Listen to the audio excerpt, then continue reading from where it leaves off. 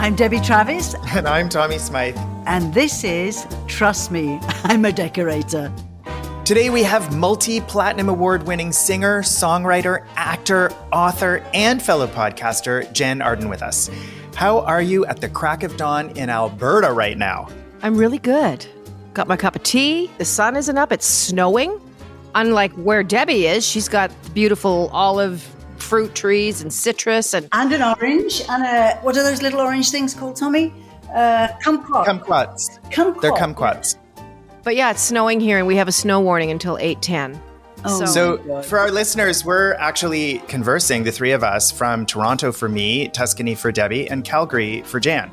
So it is a cross-Canada and cross-Atlantic conversation today. It's just nuts. And I've got the best weather.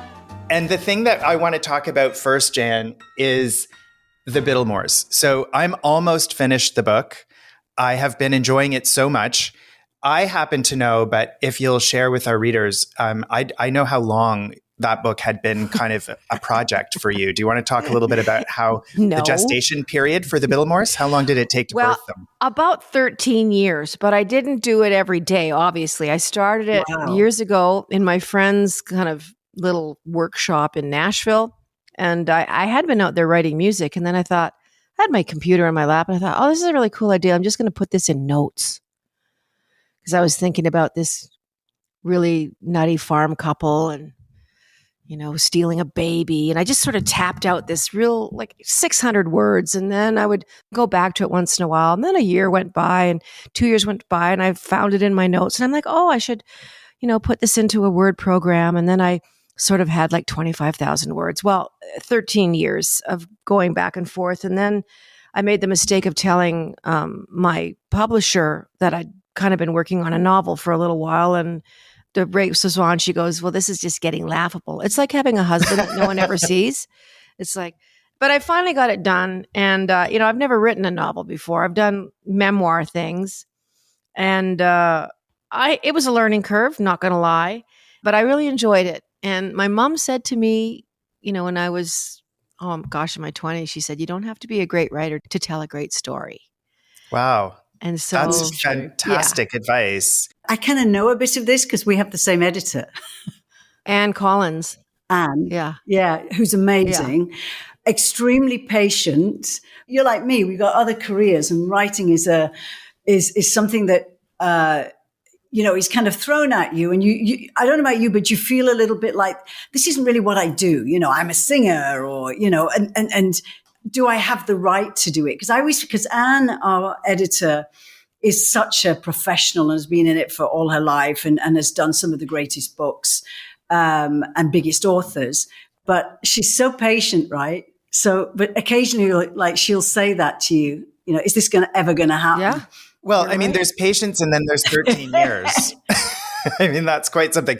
But Jann, you know, I think it's interesting to go back to that idea of, you know, just you don't necessarily have to be good at something to try it or to like be a good writer to tell a story. And in terms of the descriptions of you in media, there's always this reference now in your career to the multi-hyphenate sort of, you know, thing. And, you know, Debbie, you are that as well.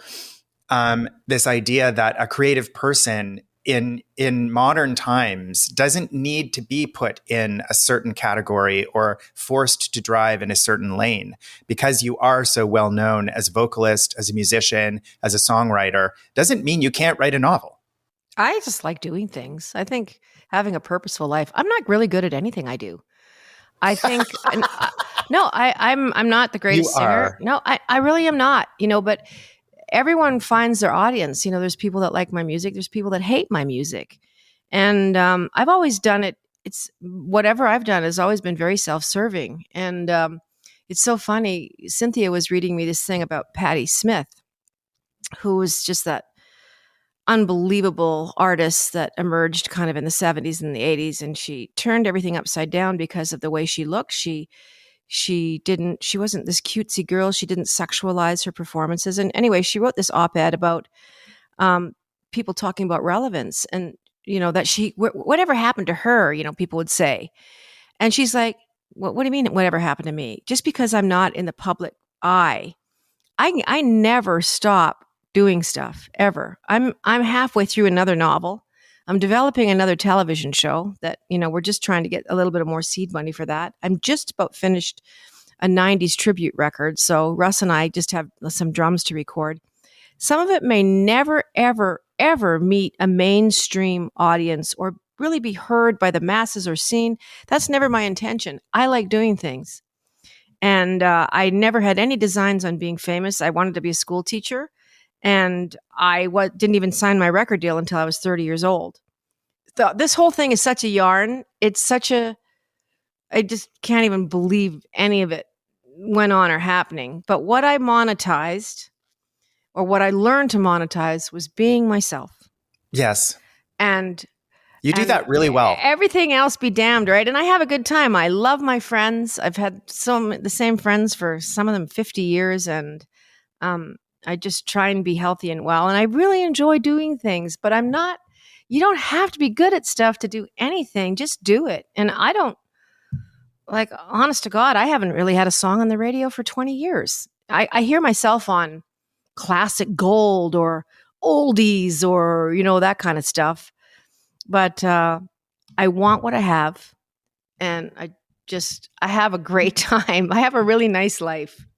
You do have a beautiful life. And I think it's really interesting to explore this idea of creativity being something that you do for yourself. It is not necessarily a selfish activity in the sense that it's so frequently shared, but it is certainly something that at its core comes from you. So there were two things that resonated with me in what you just said. One is the idea that you originally wanted to be a teacher, because I think in many ways you have become that, just not in the conventional sense. Debbie and I have had the same conversation about her in the sense that she also is at her core a teacher. We are very much so. Sharer. The stuff I've learned from Debbie Travis and the ideas that I've gotten and the inspiration I've drawn from. Oh, good. To me, it's not, when you look back, it's not so much the actual creativity and the role that you're playing at the time, whether it's singing or painting or writing. It's the other stuff that goes with it that I find. So Jann and I, maybe 2 or 3, maybe 3 or 4 times, have crossed in studios. I remember in Vancouver, hi, bye, you on, you off, and you're running into these studios to do the morning shows, to do the interviews, the technical side of doing a podcast, I find very hard. It's all the other stuff. And that's, to me, what sometimes, and you can imagine actors who say things like, I just want to act. I don't want to do all the other stuff that goes with it. But sadly, it all comes with that. And it's that stuff, all the extra stuff that builds it all up. And today, with all the social media that you have to do, if you're relevant, that drains you. And that, I think that's the bit that's kind of, can wear you out and affect your health and all that kind of stuff. The actual doing it, like I've just painted an enormous boulder, as you do, I love half that. an hour ago. I'm covered in paint. Well, because we put a sign up. Tommy hasn't seen it yet. And they chipped to put it's beautiful chrome sign in the name of the property. It's taken me 8 years to do it. But where they chipped this pinky yellow boulder to put it up, underneath is all bits of white and stuff. So I had to match the stone, and you're doing that in the sunshine and you're as happy as Larry, right? And then, it's like, I've got to get on the podcast. What do I press? What do I wipe out? What do I, that's then you can feel then the stress, coming up. But just going back to when you wrote the Bittlemores, so this is a story that you knew. Did you kind of like plan it out in your head over these years, or did you just keep going? Herein lies the problem. I didn't really have a plan. I didn't know people did outlines. Like as I'm writing, I'm like, I have no idea what's going to happen next. I wonder what the next word will be. But it's funny how characters that you kind of are writing to that long. And I certainly had inspirations. Like sadly, Hart Bittlemore, the main protagonist, is kind of after my dad. He was never mean to animals. He didn't really like animals when he was growing up, or he made it out to be like, get that goddamn dog out of here. Oh, Jesus Christ. That's what my dad sounded like to me. But, and just, I always loved cows. I grew up around cows. Like I'm in rural Alberta where I live. So, but yeah, Debbie, it's a great question. And I wish I would like, this happens and that happens. The thing that I did know is that this couple is infertile. It chips away at their marriage. She has 4 or 5 miscarriages. She's so bitter. He starts drinking. They decide to steal a baby. And then when the whole thing took off for me, he's like, ooh, what if the baby has a baby? I mean, that sounds like a soap opera, but you know, a 14-year-old girl, just to spite her parents, she knows she doesn't belong to them. She feels like an alien in her old house, in her own house. And so she gets pregnant, has this baby, takes off in the middle of the night, and then leaves the Bittlemores with this baby. So everything that they thought would just plan itself out and everything would be copacetic, it just tipped the apple cart, and everything else was easy after that. It was like this coming of age story, and you know, it was inspired by my childhood friend, Teresa DeWall, who became Carol. Like, it wasn't so much me, but it reminded me of in school, Willa, because it was such a small school, but that was fun. So as soon as I kind of hit that, I was off to the races. I will tell you, Debbie, that Anne, our lovely Anne, she took out 40,000 words. Wow. I cried. When I got the first draft back from her, and she was typing me, she goes, I know you're reading this and I know you're probably very upset. Oh my God. And I had a tightness in my chest, but my stories had side stories, had sidebars. Then that character had a sidebar. She just trimmed it all off. She goes, it doesn't matter. You just have to have your story. That's the hardest. I mean, if anything's going to put your head on the table and have you sobbing or screaming out loud, it's the edit process. When I see in my inbox Anne's name, I get a knot in my stomach. And she's the nicest woman I had lunch with her 3 days ago, and she said, "What?" I said, "Yeah." I said, "I'm going to ask Jann about this." She said, "What am I?" And I said, "I don't know. I see your name." And I go, and the same with the layout people, because I'm quite visual and I have the vision. And you may have spent a month on a sentence that you think, you know, and it's just like, no, I took that out. I'm like, but that was the best bit. But it's not grammatically correct. I said, yeah, but that's an editor's role, you know, isn't it? So it is. It's the most painful, but that's a lot of words. Can I have those words to put into my book? Because I'm a bit short. Oh, Lord. But that's really hard because they're like your babies. These words are these sentences, you play with them and you get inspired by other people or hate other people. Because there's some books that I read that they're so wonderful and I'm so jealous and I'm thinking, I bet she just wrote that. You know, she just went type, and it's done. I bet you they had a great editor. Well, they had a great editor, yeah. But I knew this from, 40 years in music. The process in recording is different for everybody, but most producers that I've worked with over the years, we harvest way more sounds than we need. We have more percussion, more piano parts, extra guitar parts, this or that. And the mixing process, which people always ask me about, what is mixing?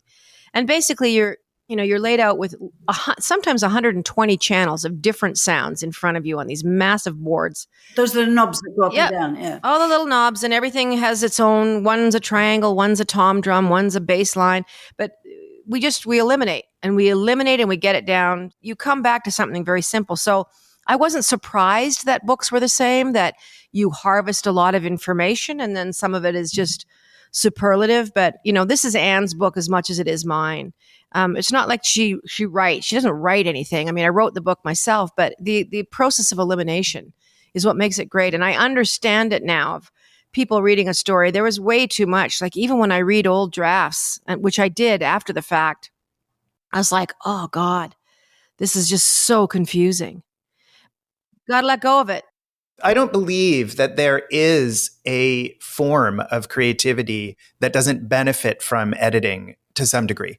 Whether you're a painter or a songwriter or a novelist. Or a filmmaker. It's an important aspect of the creative process. But going back to the actual writing, because I'm almost all the way through the book, I noticed that because we know you, Jann, to have an existing facility with songwriting, I can almost read in your prose that facility, like the ability to create, like to turn a phrase or to write a sentence that is very impactful on its own. And that is stitched throughout your writing, throughout your prose writing in this fictional context. But I wanted to ask you, like, did you notice that there was a very different creative approach to this novel writing versus the songwriting, other than the volume that we've already talked about? Yeah, I think you have a little more leeway. You have more time to tell a story. Songs are generally 3.5, 4 minutes. So I'm always editing myself. I'm like, oh my God, I can't repeat that again. But yeah, I just stumbled along. I wish I could tell you that I knew what I was doing. I stole a lot of those funny little catchphrases from my grandparents, and I had 2 crazy great aunts, my Aunt Ern and my Aunt Sue, that would say some of those crazy, wacky There are some things. great rural, like almost like old school country my expressions. Aunts, my aunts, just the crazy things that she would say that were always so funny. I remember drinking hot Jello with my Aunt Ern. As a kid, you'd get this mug, this full of red liquid, and it was hot Jello. And she said, it's for your hair and your nails. And I'd said to Mom, did I used to drink hot Jello? Yes. Aunt Ern would feed you kids hot Jello, and then I had to deal with you all the whole car ride home. It was pure sugar. I mean, imagine, like, there's such a vivid picture painted when you read the book, The Bittlemores. I'm glad. When you look at the cover, which is inspired by a painting that I've seen at your home, and you imagine the farmhouse itself, and then the characters themselves, the way they look, the way they talk, those country expressions. And then there's this wacky, almost like fairy tale fable aspect of the talking animals, or the animals that are not just sentient beings, because I know as a vegan, you're very cognizant of the fact that they feel, they have emotions, they think. But in the book, in the Bittlemores, they actually communicate with each other and also are able to communicate in other ways with humans. And there's a great tradition of this in literature, going back to Animal Farm and Charlotte's Web. Yeah, Wicked. Babe, Pig in the City. Yeah, so many like wonderful sort of historic references, but this story takes it into a very adult place. Roald Dahl. Yeah, Roald Dahl. Yeah. But it takes it into a very adult place. And the book touches on some very adult themes. Teenage pregnancy, abandonment, alcoholism. Like it's funny how there are so many layers. Great summer reading. It is, though, because it's so layered. There really is kind of a story, an aspect of the story for everybody in the book.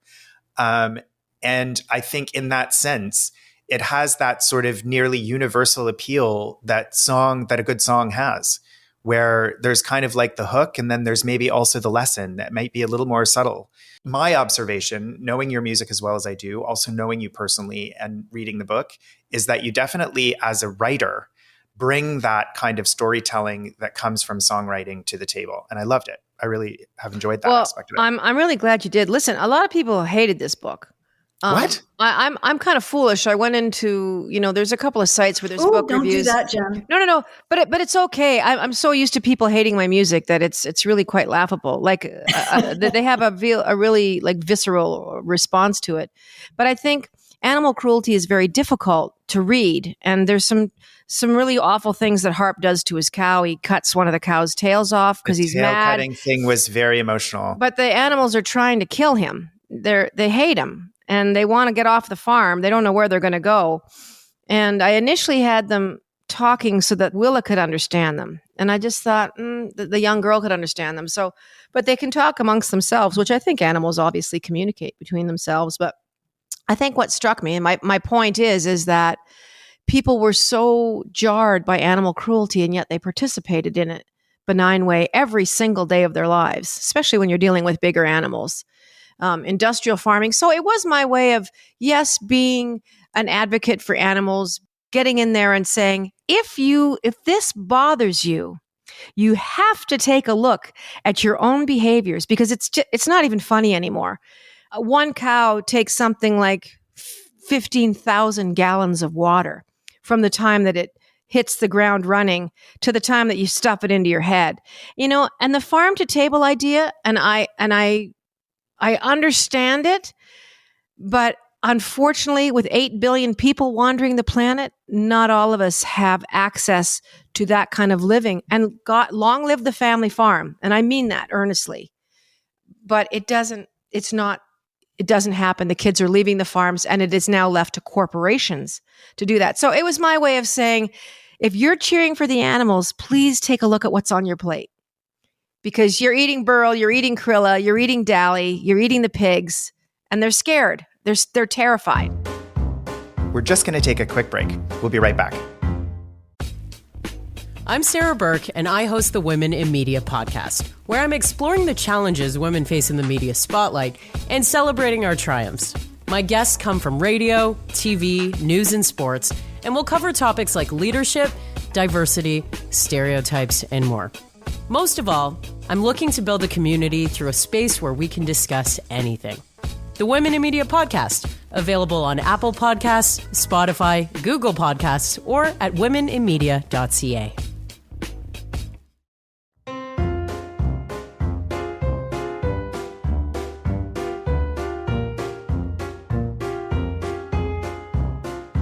That really kind of ignited part of the tale. So everything you're doing with horses, which I've been following, which I'm astounded because nobody really, well, I didn't know that Canada was the biggest exporter of horses to the Far East, right? Yeah. And it's quite shocking. And they're sneaking them out at like 2:00 in the morning. And there you are running up and down that runway. Well, if I could stop it, I would. It's it is. And you're right, Debbie. It's about awareness. So I think we've come a long way in the last 5 years to letting Canadians know and letting an international community know that it happens. So that it happens. And also the next generations, the younger people, because that's really who you've got to hit. Yeah. The work is long term. Yeah. At our retreats here, we get a lot of farmers and quite a few from out near you who tell us dreadful tales, about the conglomerates that are pushing them out, how there probably won't be any small farms there. I mean, Britain, I think, is way, way ahead because they've banned these big companies, as has most of Europe, but they're suing Europe to get in. So it's all like, everybody's holding on to this type of farming that we do here. So we have, really good quality food here. And in England now, they've really made the small farmer trend so that when you go to a major supermarket, they have posters up. This is where the eggs come from. This is what it means, 2 feet in a cage, or is it really running around in a field? Photographs, and you can tour them. So it gets the children involved because it's like, okay, this is where we get our eggs from. We're going to go on Saturday and we're going to see the meadows where the hens are. Yeah. When you have transparency, but like here we have agricultural gag laws. And in the United States. Yeah. So we have to look at the places. And England certainly isn't exempt from big farming. They have big farming as well. They have huge dairy. They have huge industrial dairy farms where they have 1,500 cows. It's happening. You cannot have a population of 70 million people that is supplied by small farms. So industrial farming, caged eggs, all of that happens in the UK. But the agricultural people are very, committed to telling you a lie. And I would only liken it to a tobacco industry that we watched killing millions and millions of people, addicting young children for, 80 years. Their ads with a cowboy on a horse with a cigarette. I mean, that's been so kind of choked back to how they can advertise. But thank God young people aren't smoking the way they used to. That's changed. But they literally were telling people in the 50s and 60s that smoking was good for you. Agriculture is the same way. Chickens in particular are the most tortured animal on the planet. There's something like 5 billion chickens a day that are ground up, the male chickens. That's worldwide. So when they're born, they're chucked into boxes and thrown into grinders. And I don't want to tell your listeners something that is, it's awful to listen to, but I'm saying when you crack an egg that isn't from your neighbor's farm, which is very unlikely, free range in this part of the world is 250,000 chickens in a poorly ventilated 2,000-foot long barn. In an airplane hangar, basically. That are just shoulder to shoulder. But by God, if they can get away with making the money by having their beautiful picture on the package. So buyer beware. everyone that's listening right now has an opportunity to really change how things are done. And there are eggs out there that I wouldn't eat them myself, but there are eggs out there that you might be able to find a small to medium grower, and they are growers. But the end game for these chickens, after they've laid eggs, there's no happy ending here. So that's fine if they have 2 feet in a cage, but they are hung by their feet, either electrocuted or gassed or with their throats slit. They go around a conveyor belt and they go into dog food. So a life of servitude, whether you're a dairy cow on a nice farm somewhere, there's no humane way of exiting. So human beings need to do better, because we certainly can't keep killing billions and billions of animals every year. It's just not sustainable. The world is tipping. So you make some choices. And it's not all or nothing. Tommy and I have talked about this so much. If you can have 2 plant-based meals a week, you are saving 250 animals a lot of grief. And that is statistically proven. Yeah. And many of the vegan activists who are the most sort of experienced and who've been doing it for the longest do say what the world needs is not for everyone to go vegan overnight. What the world needs is for most of the people to be vegan most of the time. So nobody's really at this point suggesting that in order to turn the tide of climate change and, factory farming and all the diseases that are coming up, the pandemics, all you really have to do is adjust your behavior slightly. Nobody's saying you can't have a hamburger ever. They're just saying stop having 5 of them a week. Yeah, for your health. Don't have chicken once a day. Have it once a month. Yep. And the same with fish and things. But this actually reminds me. So, every time you do something like, Jann, you've been such an amazing supporter of the horse shit movement to eliminate a live horse export and all those things. Every time you post something like that, you do get a lot of hate. And you did say earlier, like, you're used to people saying they don't like your book or they don't like your music or they don't like whatever. I want to, on a light note, I want to go through all 3 of us and ask each of the 3 of us to talk about one extremely funny, hateful thing that's come at you from a person on the internet or in social media. And I can start. I'll start while you think about what your funniest is. I took a picture of myself in an antiques market in Atlanta, Georgia. There was a female nude painting. It was a painting of a woman from the waist up, and she was bare-breasted. And I said to Lindsay, who was with me, I'm going to go and stand in front of that painting, and I'm going to put my fingers up like this, right where her nipple is. And it's going to look like I'm pinching her nipple. And she took this picture, and we both thought the picture was hysterically funny. So I posted the picture on my Instagram account, and there was a woman who took the time out of her day to write an essay on consent. I mean, this was a painting. It was a picture. It was a picture. Or a statue. It was a picture. But she thought that I had such a terribly skewed view of the world that I guess, it's sort of like she was accusing me of having a dirty mind. But really, whose mind is dirtier when she's thinking that because I've done this to a painting, that I'm actually going around in the world and without consent, tweaking the nipples of every woman I come across on the street. You do that It's here. absurd. You do that. I mean, this is how Tommy greets all the women here. I just thought, it was such a hateful message. And I honestly thought it was the funniest thing. I just thought, like, wow. I mean, imagine feeling as though you would have to ask a painting for permission to. People have too much time on their hands. They have too much time just sitting there wielding around these. Look at the poor comedians. You can't laugh at anybody. I mean, it used to be, we have to use common sense. What is really mean and bullying, or what is, and if you get used to being teased and laughed at, because we all are for something. I was brought up in the pubs of London with a comedian on a stage. And if you had to go for a pee, oh my God, and walk in, that guy was going to go for you in his act, and it's all part of it, and it makes you a kind of tough old thing. But I have one that I don't know if you guys get. I often get people going, "Are you dead?" Oh my God. No, I'm not bloody dead. And I've had people in the airport say, "Oh, I thought you were dead." So I don't know why. Oh my God. I'm not that old. But also my funny one is on Wikipedia, which you don't write. And I've told you this before. It says I went to Cambridge. university, one of the biggest Ivy League universities in the world. I think they only take, I don't know. Anyway, I left school at 16 with no qualifications. So I did not go to Cambridge. You did all right. Yeah. So I've had people write and say, what class were you in? Which house were you in and everything. I'm like, and then you have to write back. And it's like, do you really want to spend the time going, no, I didn't write that.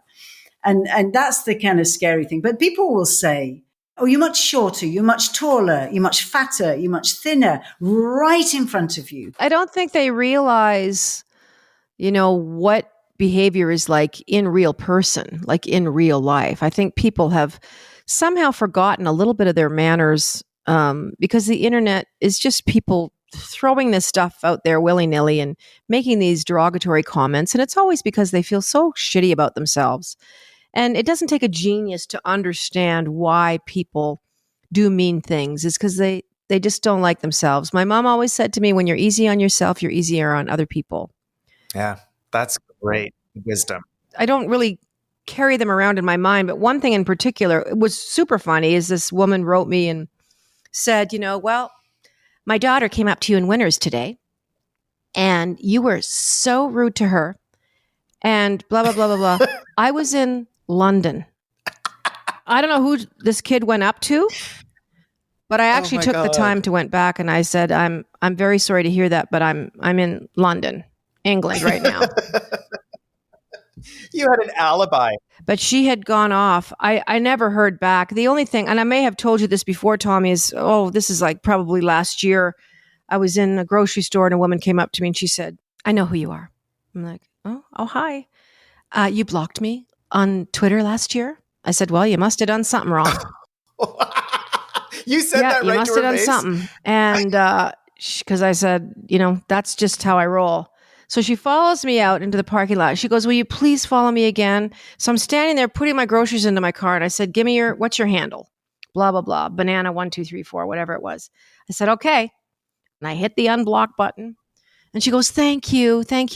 Like, it was probably taken out of context. I said, well, if you're writing something in one sentence in a Twitter with 260 characters, it's pretty hard to take things out of context. So just watch yourself. She goes, I will. I won't get kicked off again. And she just floated off quite happy that I had reinstated her. But I just thought, am I having this conversation right now? Like, so things like that. But I also try and cut people some slack because then they realize, as Debbie would know, that you're an actual real person. And the funny thing is, I'm not even a famous person. I have a moderate degree of visibility. Like where I live, I don't go very many places. I love doing what I'm doing, but all the other stuff, I really don't care about it. And it's like, kids now, I heard, this thing the other day, they when they interview kids about what would you like to be? And the statistics have changed so much over the last 10 years. Kids now say, I want to be famous. They don't say, I want to be a doctor, I want to be a fireman. And like I said, I never wanted that at all. It was just happenstance. And I'm glad I was a fully formed person at 30 when I started down this road professionally, because I just knew. I just knew what was important and what wasn't. And famously, you had a good mother. I think one of the saddest, the really bad ones are actually quite funny, and you kind of, you just walk away from it, and you feel quite sad for them. What I find heartbreaking, because I worked all my life to build this, and it's perfection, and it's gorgeous, and it's wonderful, and then people can come and stay here, and the idea of them coming to stay here is to make them healthy, make them see life, make them see they can do anything. If I can do it, you can do it. You can. I'm not saying go and buy a villa in Italy, but you can live the dream that you want, especially at a particular age where you don't have kids, you don't have all this kind of stuff. But it's when people say, I'm living my life through you. I don't mind the people who say, oh, I love to start my morning, with a picture of Billy running a lot around the field. That's fine, because it's joyful. But to say my life is this, this, and this. Now, I don't know the circumstances, so it might be really dreadful. But to be bored, like you said, you're doing all this stuff. like you're singing and you're writing and you're doing that, not to write a bestseller, not to be famous, you're doing it because your creative juices are a muscle. They're constantly going, and it doesn't always work out. You might bake a cake and it's like, ugh. I fail a lot. but it's something that makes you, do it. That's what I find sad, because it's such a wonderful world. And to be in a drab place with nothing going on, and it's not that expensive to fly to certain places. Yeah, it is within where you are, within Canada. It's outrageous. But you can actually go to Europe for less than going, a few thousand miles in Canada. Go and explore the world, explore other lives, other people, other adventures, or follow people, read about people. But I think sometimes it's just easier to do nothing. Yeah, so that's my opinion on those people. Very true. There are so many people struggling, and there are people that look at your life, Tommy's life, my life, and it's heartbreaking to me that, they live paycheck to paycheck, and there's, poverty is such a real thing. Poverty is a huge real thing in Canada. Food banks have never been so relied upon and so needed, and COVID cracked a veneer in how we treat marginalized people, how we treat people in old age homes, how flawed the system is. So I think a lot of very valuable things came out of a really horrible thing, which was that pandemic, and how we look at each other. And we realized how many people needed help. Like when the schools shut down, people realized children, hundreds of thousands of them in Canada, are getting lunch and breakfast at school. Oh, absolutely. Yeah. Or at the library. Main meal of the day. Yeah. And when that stopped, they're like, people really rose to the occasion, though, and they were trying to get lunches and breakfast to these kids that were now at home, and their parents were like, I can't give my child breakfast and lunch. So anyway, there's a lot of things that come out of bad things, but just getting back to my point about looking at your life, and it is very idyllic, it's beautiful, and they don't always understand the amount of work, the sacrifice, the toil. It's not like you're 30 years old, Debbie. You and I are in our 60s. And 110. So when we look at the 40 years of nonstop work, traveling is arduous. And I'm not saying it's the hardest thing in the world. We're not digging ditches. But I spent 25 years of my life on the road, and I missed out on a lot of things. But that was my choice. Yep. I did it for 10. For 10 years, I was on the road constantly and living in hotels. And I dreamed of a life of business travel when I was a kid. And it was a little bit, be careful what you wish for, because it's very hard to be away from home, to not have roots dug in someplace, to be in a different place all the time, not knowing where you are when you wake up. And I do think, going back to your comment about fame, kids these days thinking that fame is a goal in and of itself. I had that conversation with one of my nieces many years ago when she was about 10 or 12, and she was asking me, how did I get to be famous? Because she thought that she might like to be famous. And you, Jann, say that you're not famous on the level that other people are. And I'm even below that level. But this kid wanted to know the secret to being a well-known person. And I said, the only thing that I've ever done that led me toward that was to try to be as good as I could be at what I was doing. And you are yourself too. You are yourself. And authenticity, of course. That was the one thing my mom said to me in the very beginning. I love your mom. She said, if you're going to be on television, for God's sakes, don't be something that you're not, because it will become exhausting. If you have a long career playing a character, it's going to get exhausting. Just be yourself, and that way you'll never get tired of doing it. And she was really right about that. But I said to my niece, you just really, all I've ever done is tried to do as good a job as I could possibly do, and to make people feel good as much as I can. Well, and both of you have done that. You guys were both, Debbie in particular was everyone on HGTV, I think, walks very boldly in your shoes. And oh, yeah, Debbie was the OG. You were doing stuff that it just was unheard of how to have the average person at home be able to look at a den or a bedroom and they can't afford a designer. They can't afford Tommy Smythe. They can't afford Debbie Travis. But you can paint your toilet seat. Yeah, but you can do stuff, and you can bring joy to your life in a way that's not going to cost you $1,500. You can do something great. And I remember watching all those shows and just gleaning all the great ideas and how creative and. Yeah. But I think it's kind of living in the moment. If you're enjoying this podcast, please rate us, send in a review, and make sure you're subscribed on Apple Podcasts, Spotify, iHeartRadio, or wherever you get your podcasts.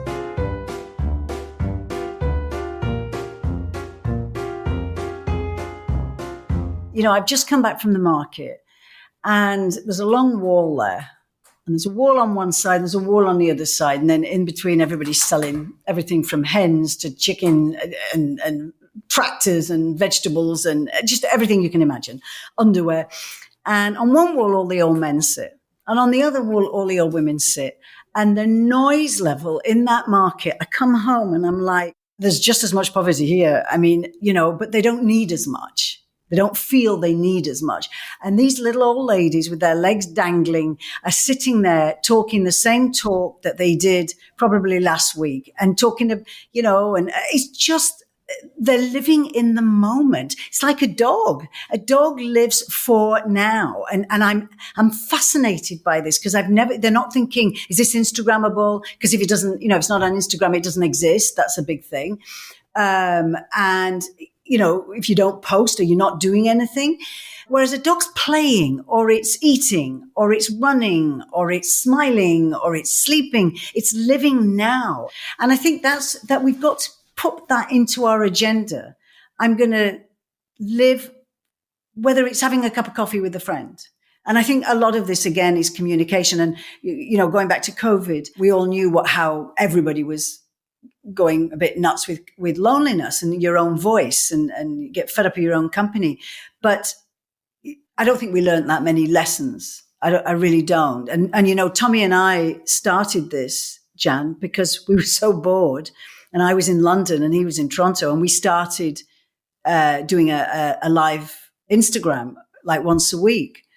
And it was like, people were going crazy, and all we did was chat about the most ridiculous stuff. My banana bread compared to your banana bread. But it was the fun of just being in the moment, like two people having a cup of coffee.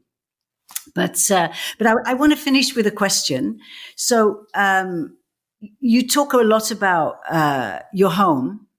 Tell us what home means to you. What's your comfort? I absolutely love living here. I've lived out here all my life. My dad moved us out of Calgary in 1970, 71, and he built a house about 6 miles from where I live now. But I lucked out. I just live in the trees. And, what I love about being here is that I don't have people around me. And although I do like people, I enjoy people. I really do. I feel better when I'm not around them. I think Charles Bukowski said that. And, but the animals, I have so many animals here. I have deers that come every day, and they're so fun. And I've seen them coming for the last 10, 15 years. They come and go. I see their kids. My stuff is here, and having my friends here, and having people for dinner here. And both Debbie, you and Tommy can both relate to this. It's just the gathering of people and having conversations. Like Cynthia's here for 3 nights, and she's just like, I'm just going to come for a few nights and hang out. And yesterday we were watching Love is Blind, and then we started watching Dune. And I just cherish those moments so much that I can have people come and visit here. But I think it's the space, the trees, the nature, the birds. I probably spend $400 a month. And I know it's a privilege to be able to do that, but feeding birds, like they have a buffet every day. But I take after my mom. I never used to feed the birds when my mom was alive. It never dawned on me. And when my mom said to me one day when she was quite sick with Alzheimer's, she said, "Who will feed the birds?" And I said, "I'll feed the birds, Mom." "Will you? Will you feed the birds? You can't just do it once in a while." So when I leave, like I'm going to be on the road for 2 months. Next week, I leave for 8 weeks. And so I've got this young girl, Katie, that comes. I give her $25 a day to come and feed the birds. And that's in my mom's honor. And my parents were here. They were here at a house that was 100 yards across from mine. It's obviously long since gone now. It's been moved and sold. But yeah, home is this place enables me to go out on the road for 8 weeks and come home. I only have 30 years of mortgage payments left. I can tell you, Debbie, having been to to Jann's house that it represents the thing that I always value the most in any home, in the sense that it is deeply personal.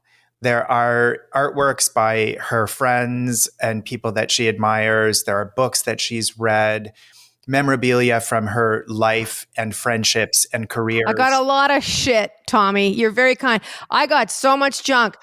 I'm like a goddamn furniture emporium in here. And I gave away like 90% of my mom's stuff. I got shit hammered into the wall. People are like, do you ever measure? I'm like, are you fucking crazy? I'm not measuring where to put shit. I just put a nail in and hang it up. Like whoever gets this house is going to be like, well, there's collections and there are things that tell your story. And when I used to tour the country talking to people at home shows about decorating, people would come up to me sometimes and say, I would love to have you over at my house, but I could never do that because oh, that's sad. That's too bad. My home is, embarrassing or something. Nothing hurt my heart more. And what I would say to those people is, every home that I go into, I'm not looking for something that will tell me that this home is worthy. Well, why did you have white gloves on when you came here and you were touching everything? I did. No, I tell people I'm not looking for something that makes your home worthy of publication in Architectural Digest. What I'm looking for is you. If I'm already in your house, I'm likely there because I want to get to know you better. Aww. And so if your house tells your story, and if it is representative of who you are, that's all I'm looking for. If it isn't, you have a problem. If you went out to, a big box store and bought a bunch of stuff and just put it into rooms and it doesn't tell your story, it isn't personal, then I think you need to work on that.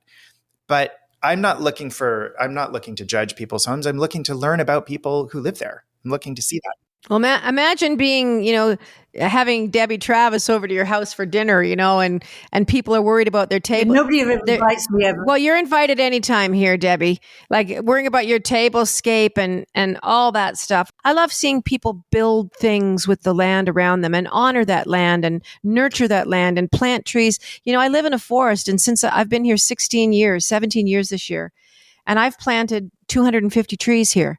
People are like, where are you fucking planting these trees? I'm like, everywhere. You planted an orchard. Yeah. Well, it's a teeny tiny one, and I probably won't live to see an apple. You will. But you will.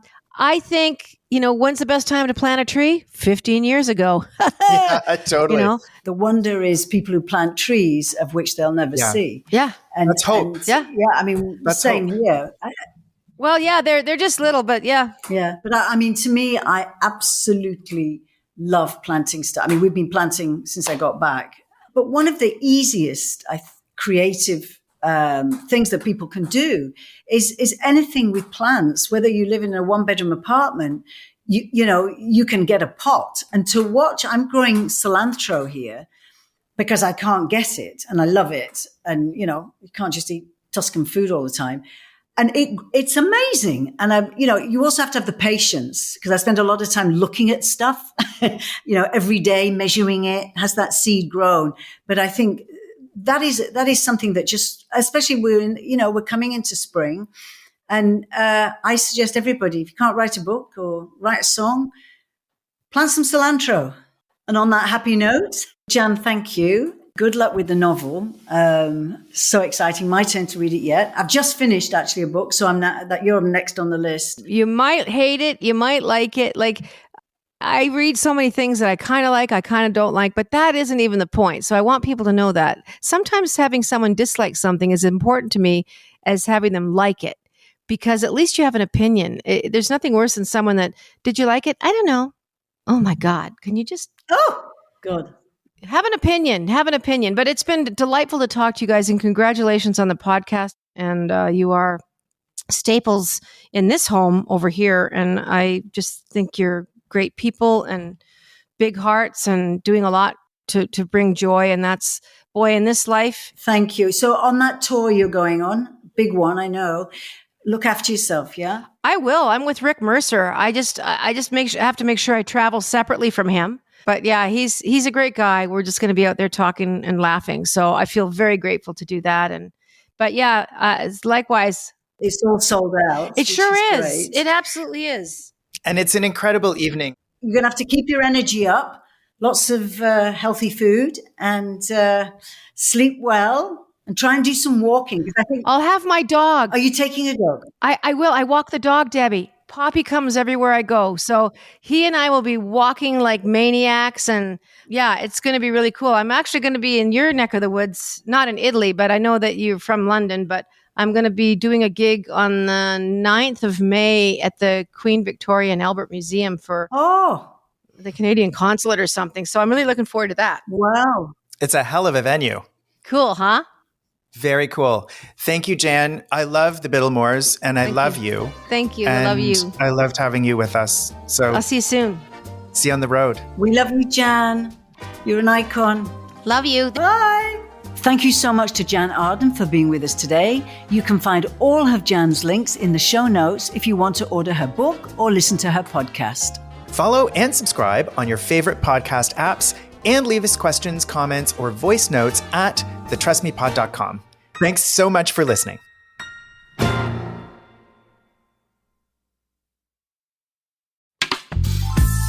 This podcast is distributed by the Women in Media Podcast Network. Find out more at womeninmedia.network.